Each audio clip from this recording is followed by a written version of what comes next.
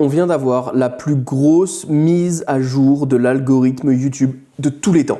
Et vous allez voir que c'est probablement ce qui va apporter le plus de différence entre ceux qui vont réussir à faire 100, 200, 300 balles par jour avec leur chaîne automatisée YouTube et ceux, comme peut-être certains d'entre vous, qui vont rester à 0 € avec leur chaîne YouTube.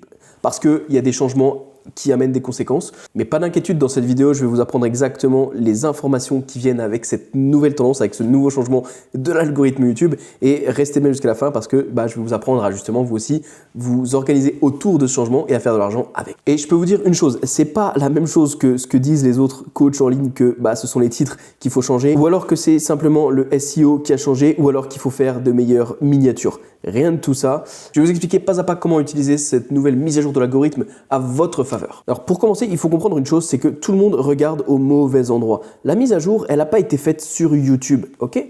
La mise à jour de l'algorithme, elle a été faite carrément sur Google, ok? C'est-à-dire qu'aujourd'hui, c'est pas au niveau de YouTube qu'il faut regarder, mais c'est vraiment au niveau de Google pour comprendre comment cette mise à jour d'algorithmique vient vraiment tout changer et tout chambouler. Et la raison pour laquelle je sais ça, c'est qu'en étant sur YouTube depuis bientôt 7 ans, ok, j'ai accès à des ressources, j'ai un YouTube partner, un manager qui répond à mes questions, et du coup, évidemment, je suis curieux de nature, j'ai épluché tous les documents que YouTube a mis à disposition du public évidemment, mais ils ont mis pas mal de fichiers de développeurs à disposition du public, ils ont mis pas mal de preuves.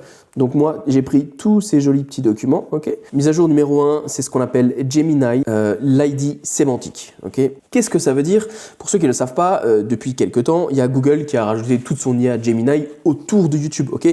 Donc c'est-à-dire que là, vous avez YouTube. Pour faire simple et pour vulgariser, on va dire que Gemini, c'est en gros une version un peu boostée à Google de ChatGPT. Grossièrement, attention. Et maintenant, ce que Gemini va faire, c'est qu'il va prendre les petites vidéos YouTube que vous allez poster, il va les prendre et il va tout décortiquer. Il va faire des résumés, ok. Il va analyser, mais il va aussi analyser l'écrit, tous les écrits plus tous les audios. Et du coup, la puissance de Gemini, ça fait que maintenant, il arrive à rationaliser parmi tous les réseaux que vous utilisez. C'est-à-dire que ce que vous envoyez sur Gmail, vous avez dû le remarquer, ça passe par Gemini, je vais mettre G. Ce que vous utilisez dans votre Google Drive, je vais mettre G Drive. Et d'après moi, Google essaye de passer d'un moteur de recherche à un moteur de réponse. J'ai l'impression que c'est ce qu'ils essayent de mettre en place avec l'IA, de passer de là à là. Et pour ça, nos chers amis de Google utilisent Gemini. Et là, vous vous dites peut-être, ok, c'est bien, il y a de l'IA, mais en quoi ça touche ma chaîne YouTube? Justement, YouTube, c'est Google. Google, c'est Gemini. Et donc, ils ont implémenté ça sur YouTube avec ce qu'on appelle un ID sémantique. Ok, c'est tout nouveau. Mais en gros, pour vraiment vulgariser et simplifier la chose, c'est que l'ID sémantique que Gemini va poser sur votre vidéo va servir à comprendre, tout simplement, comprendre la vidéo. Maintenant, je vais vous expliquer à quel point c'est puissant, mais c'est un peu flippant à la fois. Imaginez, ça c'est vous, ok? Vous êtes en train de rouler dans votre belle voiture, vous êtes sur l'autoroute, vous avancez, vous avancez, vous avancez, et là, votre pneu crève. Boum, plus de pneus. Eh bien, vous allez sortir votre téléphone, vous allez sortir votre petit téléphone, vous allez ouvrir YouTube, et vous allez chercher dépanneuse près de moi, ou alors comment changer un pneu, ou ce genre de recherche, quelque chose, même pas forcément YouTube, d'ailleurs, ça peut être avant d'aller sur YouTube, d'ailleurs, vous allez même très certainement aller sur Google. Et là, vous allez chercher dépanneuse, changer un pneu, ce genre de recherche. Okay, et à ce moment-là, Google, il va se rendre compte qu'il y a de l'urgence dans votre recherche, qu'il y a un problème, que ça ne va pas. Et son ID sémantique, donc le fameux ID sémantique, va se mettre en place, va vous donner un type de réponse par rapport à l'urgence. Et là, maintenant, admettons, toujours pareil, vous êtes plutôt garé sur la droite et vous allez ouvrir YouTube. Eh bien, YouTube va capter que vous avez, grâce à l'ID sémantique de Gemini, va capter la situation dans laquelle vous êtes et va immédiatement vous envoyer vidéo B, par exemple, comment changer un pneu. Et cette vidéo-là, elle va venir sans recherche, sans la rechercher dans la barre YouTube, ok? Elle va venir d'elle-même. Et c'est ça qu'on appelle l'ID sémantique. Parce que, Google va discuter avec YouTube, ok?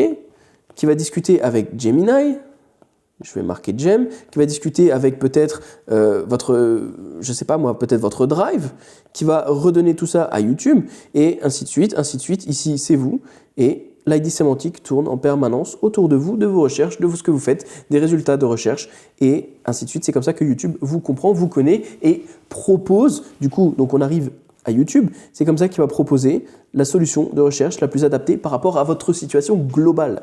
Et maintenant, reprenons un petit peu la situation où vous êtes là, vous êtes sur l'autoroute et vous voulez changer votre pneu. Ok, qu'est-ce que vous allez faire? Donc vous allez chercher sur YouTube. Mais là, YouTube, avec l'ID sémantique, il a compris que vous étiez dans une position d'urgence. Donc il ne va pas vous proposer une vidéo de 30 minutes. Ok, YouTube, il va vous proposer une vidéo de 60 à 90 secondes. Pourquoi? Parce qu'il a vu que vous étiez dans l'urgence. Donc en gros, tout ça c'était pour imager vraiment l'ID sémantique. Et vous comprenez que selon la personne, selon ce qu'elle fait, selon ce qu'elle recherche, selon ce qu'elle a envie, les intentions, selon l'urgence de la situation, YouTube va proposer tel ou tel contenu en fonction. Mise à jour numéro 2, on commence à arriver vers un doux déclin de la rétention. Rétention qui à un moment était vraiment la reine du bal, maintenant ça devient plus le critère numéro 1, mais ça commence à doucement baisser vers des critères comme 4 ou 5. Alors, vous allez me dire, ok, qu'est-ce qui remplace la rétention? Je vais vous imaginer un petit peu ça, parce que je crois qu'il y a à peu près 15 jours en arrière, à peu près le 14 janvier, ok, le 14 janvier, YouTube a mis en place plutôt ce qu'on appelle le bon, je vais mettre entre guillemets, le bon abandon, ok? C'est-à-dire, pourquoi est-ce que la personne quitte la vidéo? Est-ce qu'elle quitte la vidéo parce qu'elle a eu l'info qu'elle voulait, donc elle est contente et elle a quitté la vidéo, ou alors elle a quitté la vidéo parce qu'elle n'a pas eu l'info qu'elle voulait et que la vidéo n'était vraiment pas bonne? Donc on va rester avec nos pneus. Admettons, vous mettez en ligne un tuto sur comment changer un pneu, sauf que votre vidéo, elle fait 10 minutes, ok? Elle fait 10 minutes. Et YouTube voit que la plupart des gens, ils quittent après 2 minutes. Okay. Maintenant, il y a deux situations. Est-ce que les gens quittent après 2 minutes parce qu'ils ont réussi à changer leurs pneus grâce à votre vidéo et donc c'est un excellent signal, ou est-ce qu'ils quittent après 2 minutes parce que votre vidéo, eh bien vous dites comment changer un pneu, mais en vérité dedans vous allez montrer des danses TikTok, voilà, ou quelque chose qui n'a rien à voir avec ça. Eh bien ça c'est ce qu'on appelle le bon abandon. Ok, les gens partent, mais pour la bonne raison, parce qu'ils ont eu l'information qu'ils voulaient avoir. Ça serait ce qu'on qualifierait de mauvais abandon. Ok, les gens sont partis pas parce qu'ils ont eu leur info, mais parce que tout simplement ils n'avaient plus de raison de rester. Ils n'ont pas été attirés pour la bonne raison. Et donc maintenant, plutôt que de mettre en avant tout ce qui va être watch time, alors attention, ça reste ultra important, mais c'est nuancé. Plutôt que de mettre en avant ce qui va être watch time, plutôt que de mettre en avant ce qui va être rétention, maintenant, YouTube va mettre en avant est-ce que les gens restent pour la bonne raison, ok? Et tout ça, ça vient avec l'ID sémantique d'ailleurs. La bonne raison, ils arrivent à le voir avec l'ID sémantique. Quand les gens partent, pourquoi ils partent? Qu'est-ce qu'ils commentent? Qu'est-ce qu'ils regardent? Qu'est-ce qu'ils disent? Grâce à l'ID sémantique. Si c'est pour la bonne raison, même si votre watch time, admettons, c'est oui, même si votre watch time est assez faible, eh bien, la vidéo, elle pourra exploser. Ok? Mais admettons maintenant, ils sont partis pour la mauvaise raison. Si votre watch time est faible, autant faible que pour la bonne raison, eh bien, votre vidéo ne sera pas mise en avant parce que vous n'avez pas répondu à ce que l'utilisateur voulait regarder quand YouTube leur a proposé la vidéo. Notion numéro 3 qui a beaucoup changé, c'est ce qu'on appelle la co-visite. La co-visite, c'est quoi? Ça veut dire qu'avant, YouTube se basait sur vraiment un YouTuber A, un YouTuber B, un YouTuber C, un YouTuber D, et leurs performances étaient vraiment indépendantes les unes des autres. Okay, les performances n'avaient rien à voir à ce que eux ils faisaient entre eux, ce que eux ils faisaient entre eux, ce que eux ils faisaient entre eux, ou ce que eux, ça n'avait rien à voir. Maintenant, il y a ce qu'on appelle la co-visite. Admettons, on va dire que le YouTuber A, c'est MrBeast. Ok, MrBeast. S'il y a 1000 personnes qui regardent sa vidéo, et que les 1000 personnes ont liké, ont bien aimé la vidéo, et les 1000 personnes étaient contentes. Super, félicitations. Et admettons, à la fin de la vidéo de MrBeast, qu'est-ce que ça va être? Ça va être votre vidéo, donc là, l'utilisateur B, ça va être vous, ça va être votre vidéo qui va être suggérée. Et les 1000 personnes qui ont regardé la vidéo de MrBeast, vous regardez votre vidéo et vont la regarder et vont être contents. Okay, peut-être que vous êtes à peu près dans la même thématique ou dans la même niche, admettons. Donc là, on va dire que ici, c'est vous. Eh bien, YouTube va prendre de plus en plus de personnes qui passe entre la vidéo de MrBeast et ici pour vous les redistribuer à vous. Parce que le message qui a été envoyé ici a été ultra positif et donc par la force des choses, YouTube, c'est vraiment un jeu de matcher l'audience qui a besoin de regarder la vidéo avec la bonne audience, avec les bons spectateurs, avec les bonnes vidéos. Si vous cochez la case au début, YouTube va vous envoyer de plus en plus de monde relatif à cette audience. Et là, YouTube va continuer à tester votre vidéo auprès d'une audience beaucoup plus large. Au début, si vous étiez ici, maintenant vous êtes ici. Ensuite, vous allez passer ici. Et ces segments d'audience-là doivent toujours respecter les genres de personnes qui veulent regarder vos vidéos. C'est pour ça que, et ça je le répète souvent, ne partagez pas vos vidéos aux membres de votre famille. Pas de partage, ok?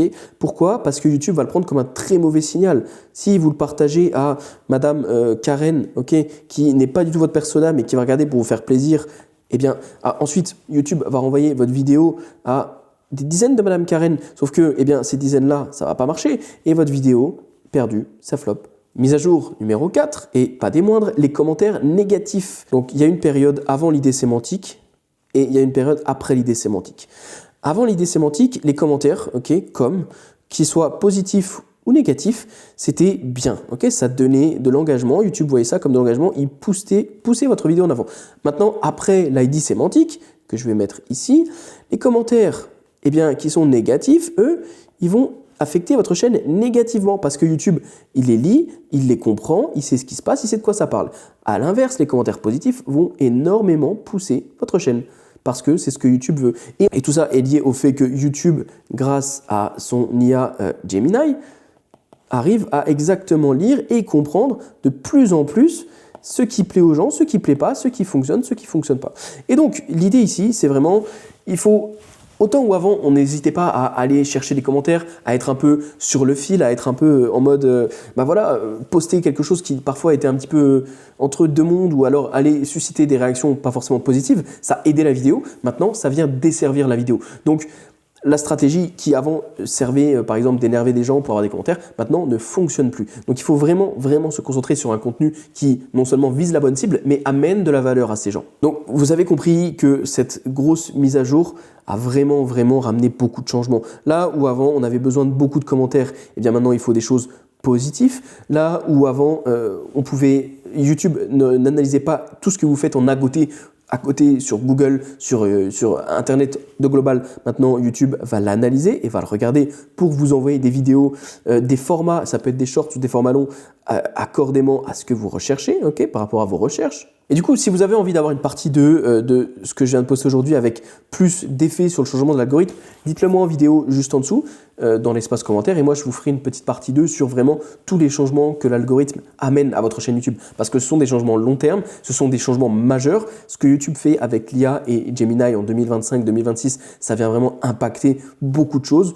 Donc j'espère que la vidéo vous aura plu. Abonnez-vous, likez, dites-moi sous la vidéo si vous voulez autre chose. Et si vous avez envie d'apprendre YouTube, de lancer votre propre chaîne automatisée, et bien juste sous la vidéo, je vous mets un lien vers ma formation. Voilà, c'était Théo, merci et à la prochaine.